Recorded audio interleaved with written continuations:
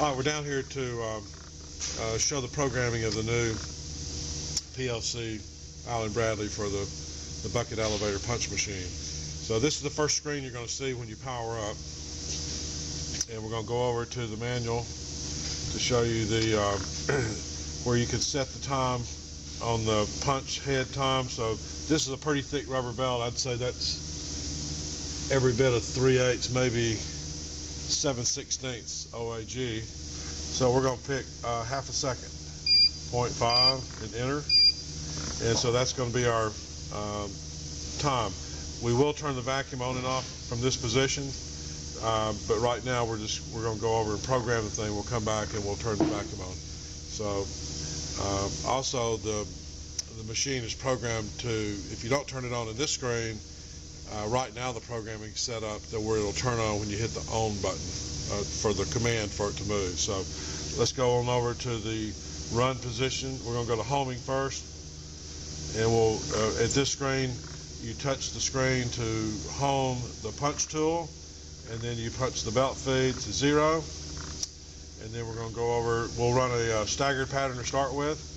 So say we're going to run we've got a 13-inch wide belt up there, a 14-inch wide belt. So say on the first one we're going to do say 4 holes with 2-inch center to center and 2 inches off the edge of the belt. So on the first one, we'd put distance from the left edge of the first hole, we'll call it 2 inches, and enter.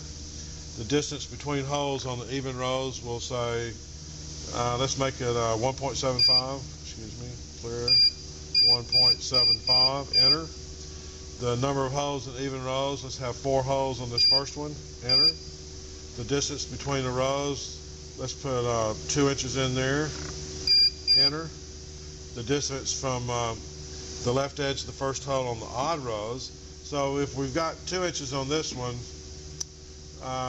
let's make that one 3, and so it would wind up in the middle. So distance from this, so it's going to be 3 inches, and enter. Distance between the holes on the odd rows, we're going to keep that the same, 1.75. Enter. Number of holes on the odd rows, let's make that 3. Enter. Distance between the patterns, this is your so if you're going to have buckets every 18 inches or every 12 inches, that's that distance there. So we're going to enter that. Distance between the patterns is going to be 12 inches. Enter. Number of patterns on this belt, say we were going to have 200 buckets on the belt, that would be the number of patterns on there. We're not going to do that many on this belt because it's not that long, so let's just say 30. Enter. And then the last number here is a tolerance position between row to row. So that's just something you'll have to play with. Right now we've got it set on 1/4 of an inch. Depending on where you want. This is not a cumulative total, but excuse me, it is a cumulative total, and it indexes between each pattern. So you'll find this to be a pretty nice tool. So now we're going to go over to the run screen. We're doing a staggered, so I have to change from uniform to staggered.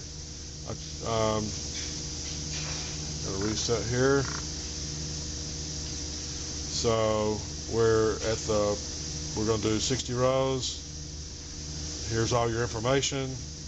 We're ready to go. And I'm going to step over here. Okay, to the back of those.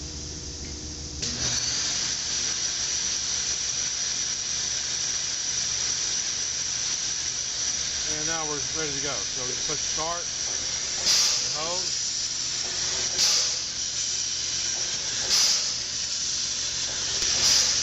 Okay, we're lowering the punch time.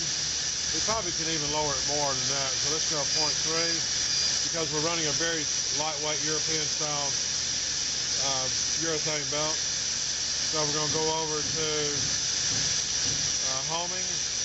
The punch is home, the belt's home. So we're going to go over to the pattern.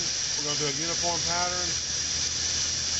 So we're going to do a belt 56 inches wide.